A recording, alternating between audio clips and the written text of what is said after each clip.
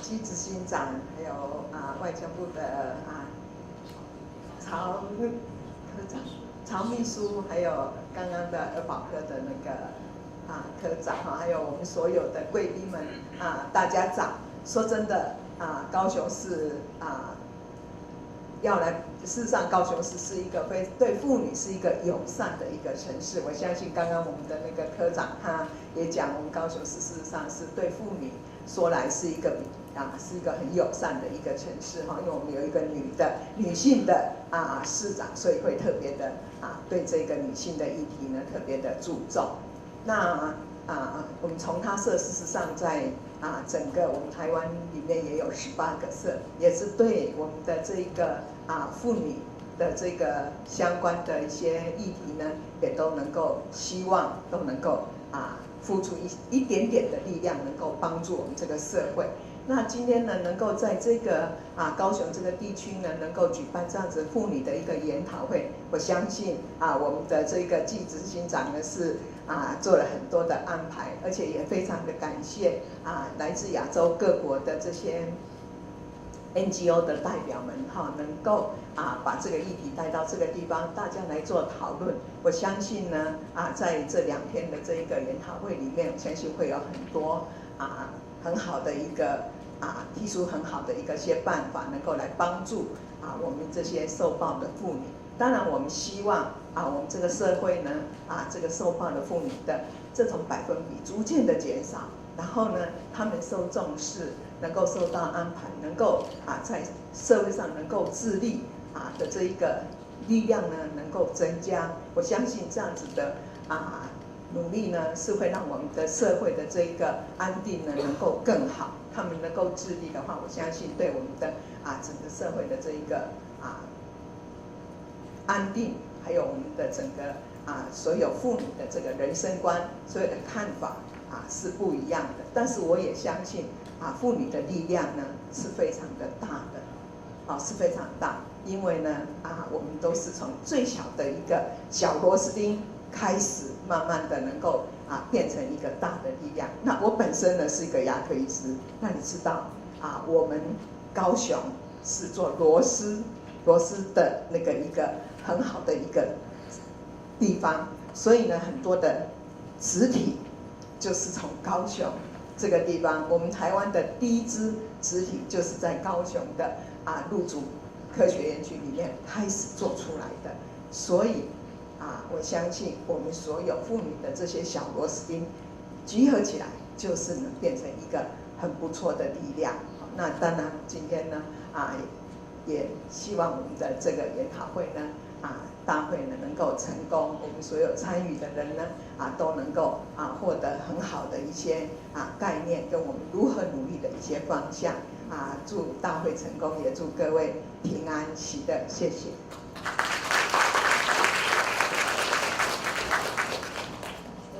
谢谢李总监给我们的致辞。现在我们宣布2013年亚洲妇女安置研讨会正式开始。那这次会议的主题是再走1里路，亚洲妇女安置的困境与突破。首先我们开始的当然就是一个主题演讲，就是 keynote。那 keynote 当然就是在这里面非常重要一个部分那今天的 keynote 所讲的就是亚洲妇女庇护的信念与价值。那么我们请到的是我们这是亚洲妇女安置网络但是我们请到的是全球妇女安置网络的主席，还有就是他也是尼泊尔 SESI 的执行长 Bandana Rana 来为我们讲亚洲妇女庇护的信念价值。我们热烈欢迎他，谢谢。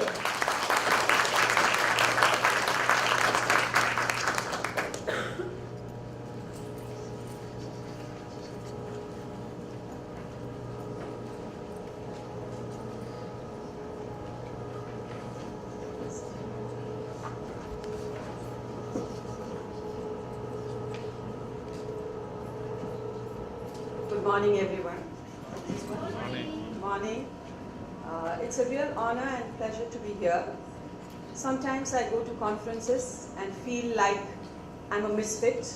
I don't belong there because the issues are not very familiar with me, and the people who are working in that issue may also not look very familiar with me. But today I feel after the beginning of this conference with the vagina monologue presentation and our networking together, I feel I'm amongst friends, I'm at home, and that we understand the issues very well.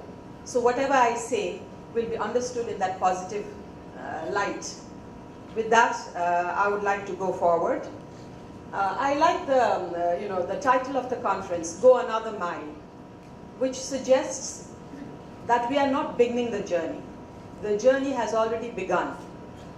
But we have challenges, we have struggles, we need to learn from each other, and that is where we need to go another mile and make the breakthroughs.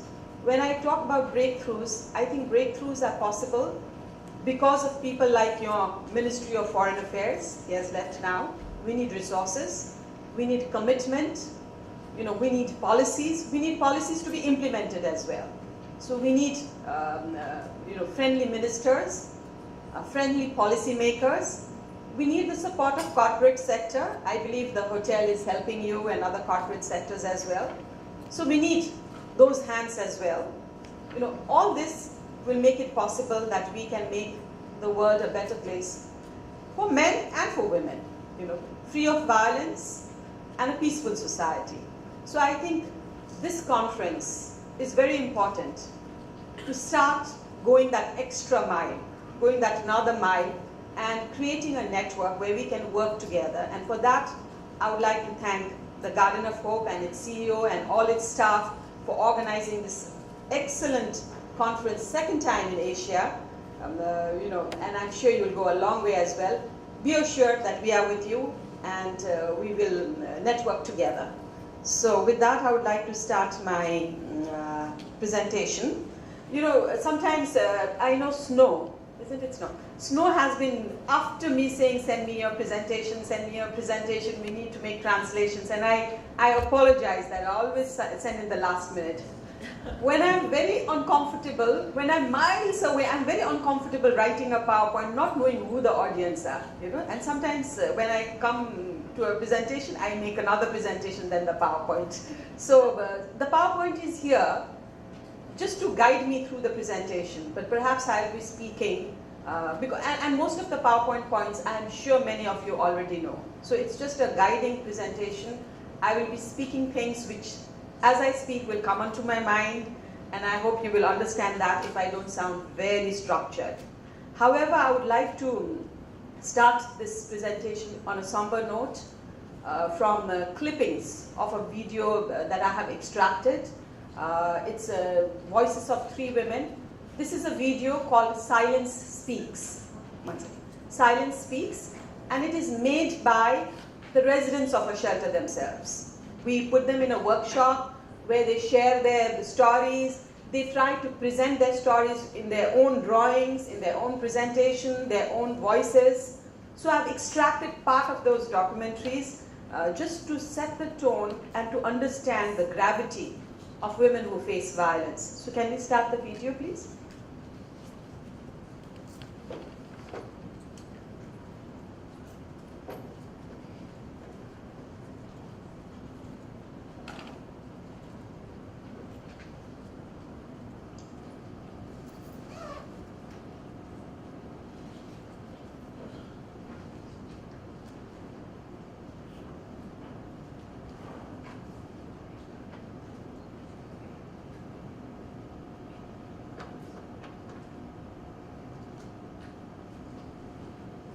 Technicality needs time.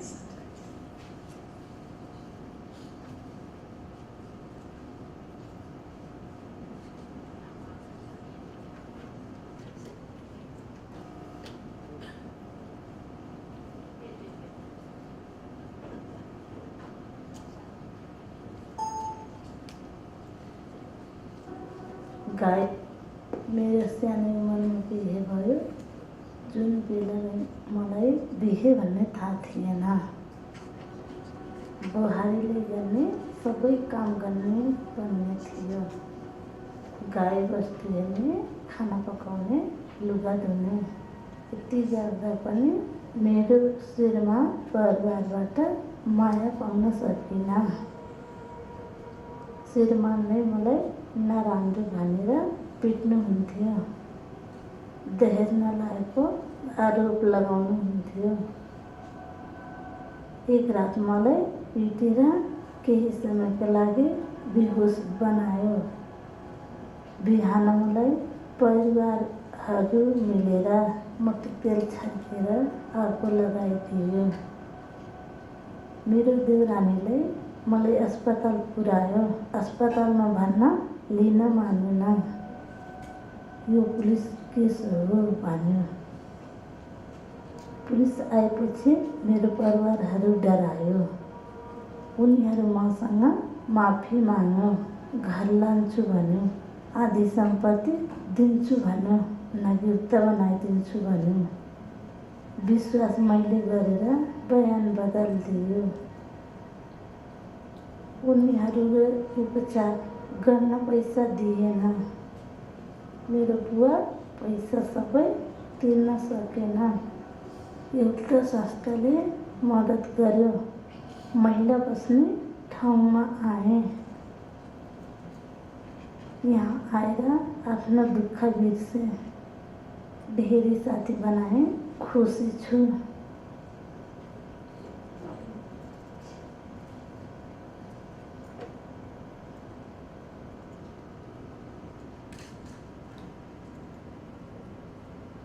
जब म 15 वर्ष थिएँ, विद्यालय छोड्नु पर्यो किनकि मेरो परिवारसँग पैसा थिएन। म आफ्नो घरको काम गरेर घाँसका दाउरा ल्याएर दिन बिताउने। म र मेरो दाइ ठुलोबाबा घरमा टिभी हेर्न जान्थे। एक दिन टिभी हेर्दै हेर्दै म निदाएँ। मेरो दाइले त्यही छोडेर जानुभयो। के भइरह्यो भनेर थाहा पाए अघि नै मेरो ठुलोबाले अर्को कोठामा लग्नुभयो। मेरो मुख पनि दियो भयो, लगेर बलात्कार गर्नुभयो। उहाँले मलाई कुरो कसैले नभन् भनेर धम्की दिनुभयो। उहाँसँग डराएर मैले कसैले केही भनेन।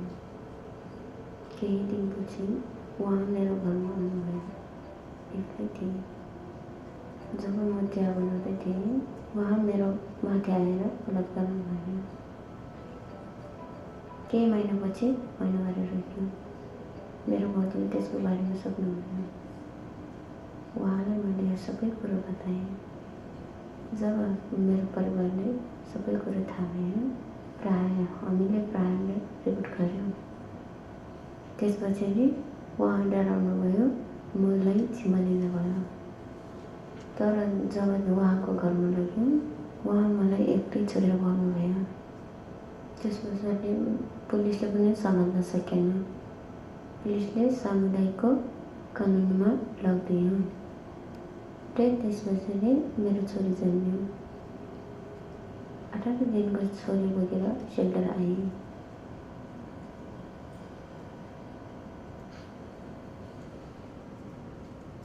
One more.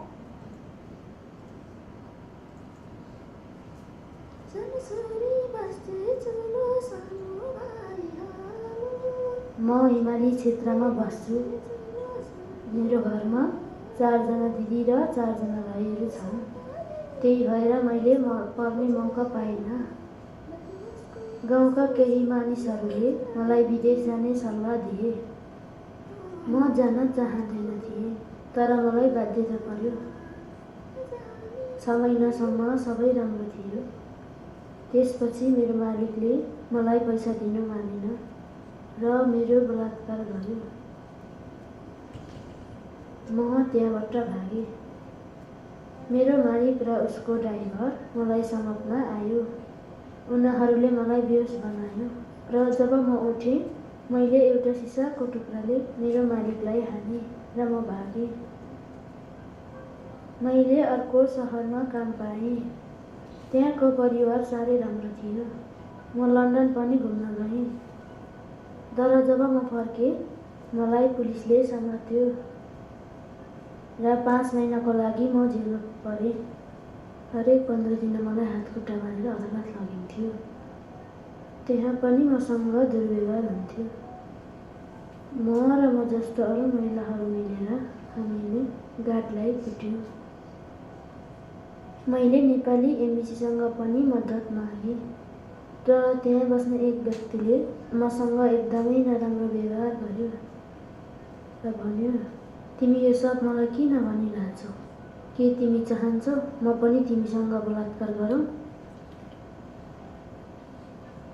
अन्त्यमा एउटा संस्था जसले महिला बेचबिखन विरुद्ध काम गर्थ्यो उसले मलाई नेपाल पठायो। मैले मेरो दाइलाई खबर गरेँ तर उहाँले मलाई लिनु आउनु भएन। त्यसपछि म महिला संस्थामा आएँ। म अहिले 8 महिनाको गर्भवती छु र म घर जान चाहन्छु।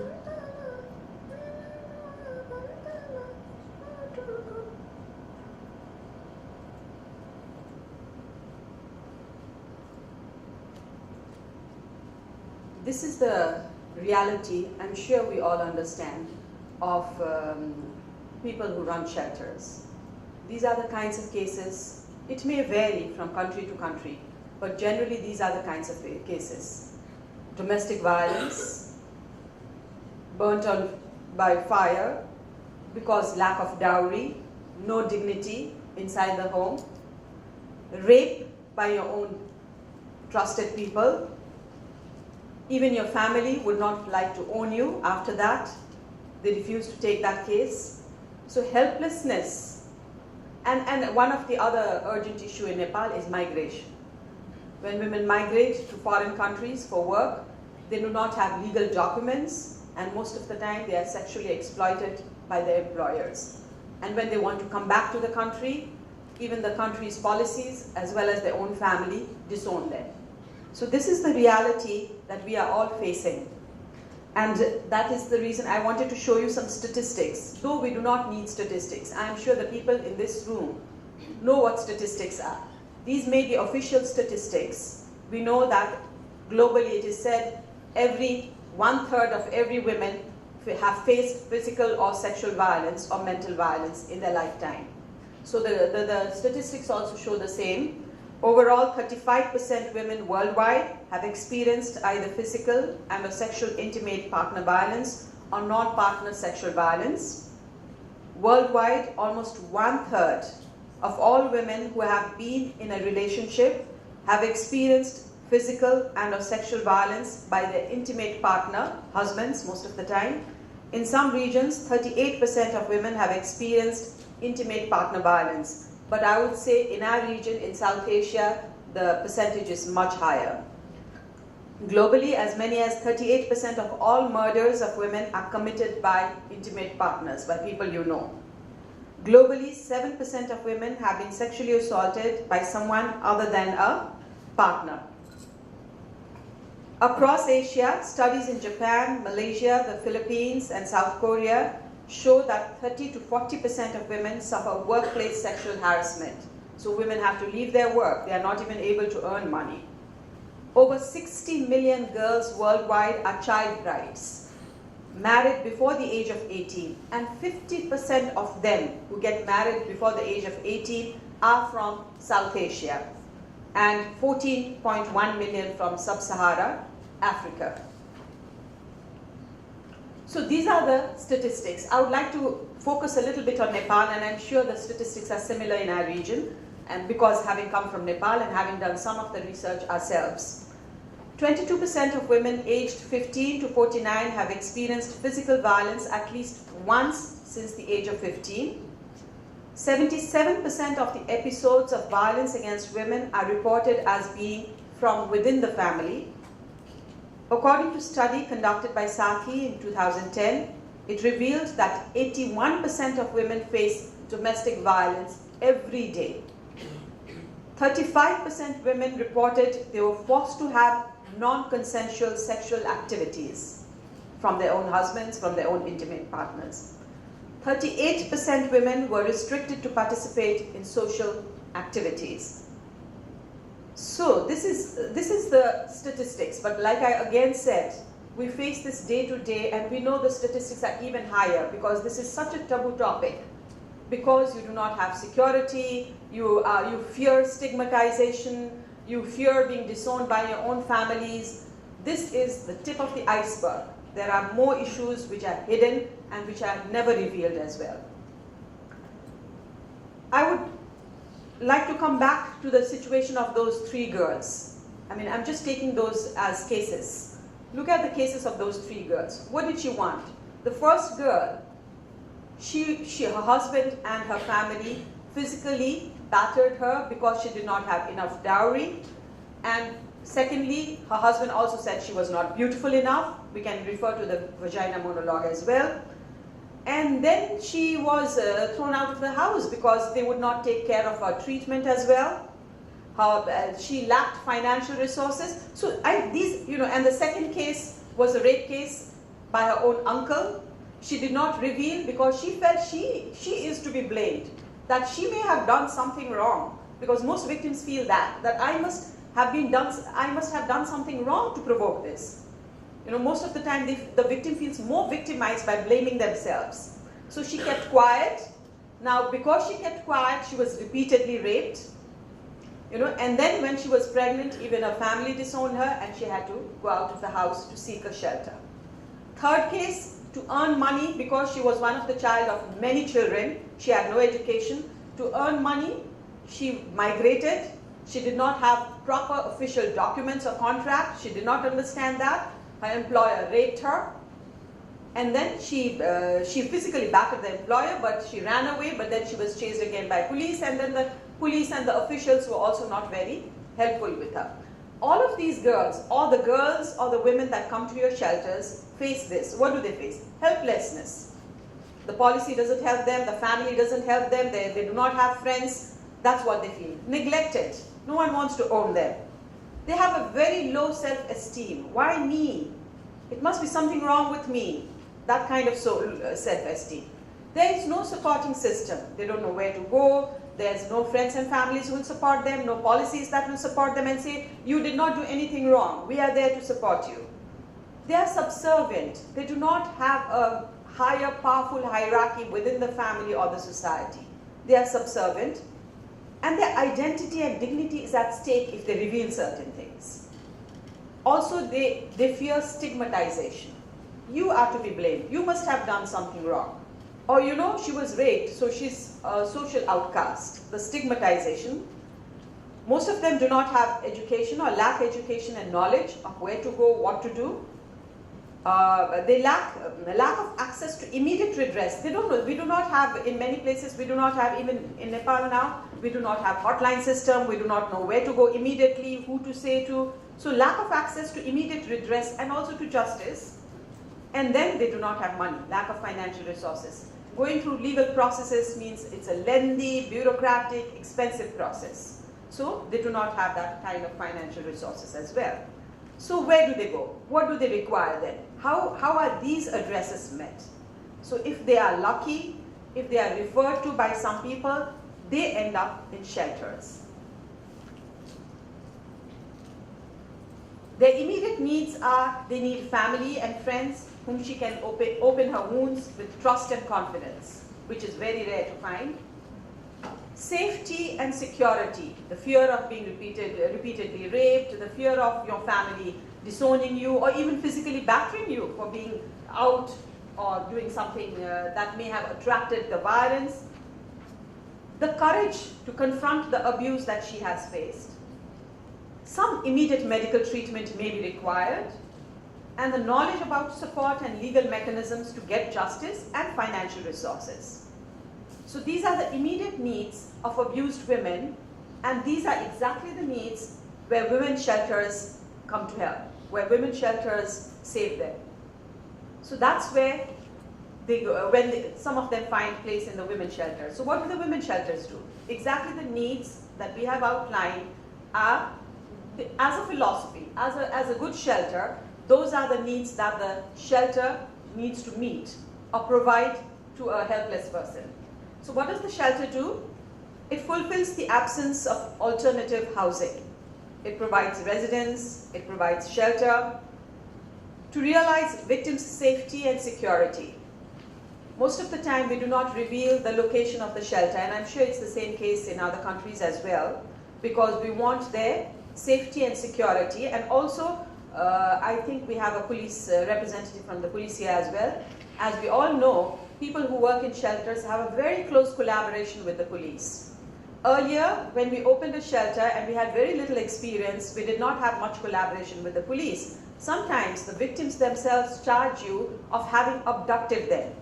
The cases get reversed because they are under the influence of perpetrators, family members. So we have faced those kinds of cases. So it is extremely necessary that cases that come to shelters be registered with the police, and then we have a very close collaboration with the police for the safety and security of the victim as well as the people who work for the shelter. Even their security is threatened at times. To create feelings of love and affection. In the shelter, we should be providing the love and affection that they did not get when they were in the state of a victim. So that is the kind of love and affection. That is exactly why the people who work in a shelter cannot be randomly judged on their academic qualification, take an interview. The person needs to be passionately feeling for the purpose. It's not just not the money, it's just not the salary, because it affects you. It's the motivation, the mandate, the passion to help the survivors. So that is exactly the reason why you need to go an extra mile when you recruit staff for the shelter as well. To rebuild lives of survivors. They have been shattered. They need to rebuild their lives. They need to be given that confidence that they can live again as a full human being with their rights. So that this shelter provides. To confiscate the feeling of victim. Most victims who come to us feel that they are to be blamed. So we need to get them out of that state and say that they were not to be blamed, that they were brave, that they were courageous. To recover the physical and mental state. Most of the time they are physically battered, but more than that, the mental state has shattered. They are not able to think properly or rationally.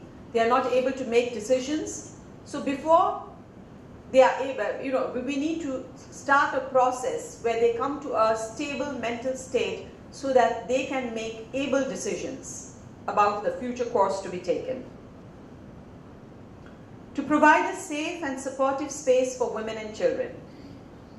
Confidentiality and trust. This is extremely important. We need to gain the confidence, gain the trust of the victim, and make sure that their case is handled with confidentiality and trust.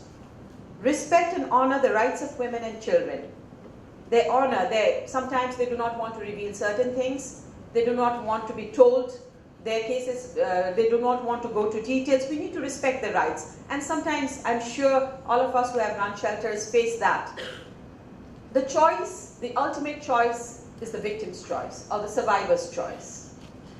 We only show them ways and options and help them or facilitate them to make decisions. But the ultimate decision is the survivor's decision.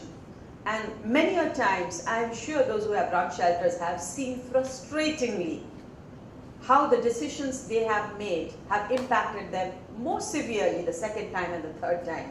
There are survivors who have come to our shelter second time even more seriously battered. Third time, even more, 4 times also we have seen that. But it takes that. They need to go through that process. It's their own decision. We help them to make decisions, but we cannot decide for them. And that's extremely important in a shelter. Assist women to explore their options and respect their choices. That is what I meant. This is what we need to do. We need to respect their choices. Ensures accessibility of all services, legal, medical, counseling, all these services we need to provide. Recognizes and respects differences and diversity between and amongst women.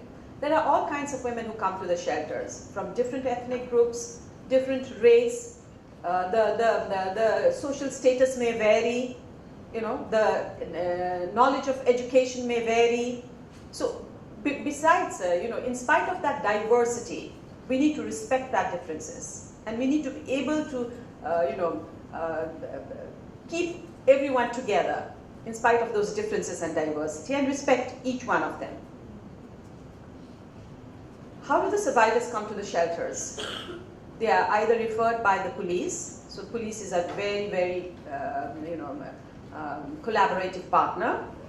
Government entities like the Women's Commission, the Human Rights Commission, Women Ministry, and sometimes the government hospitals as well. We have hospitals. Other organizations, other NGOs who may not have shelter support facilities within them, but are working with women's rights.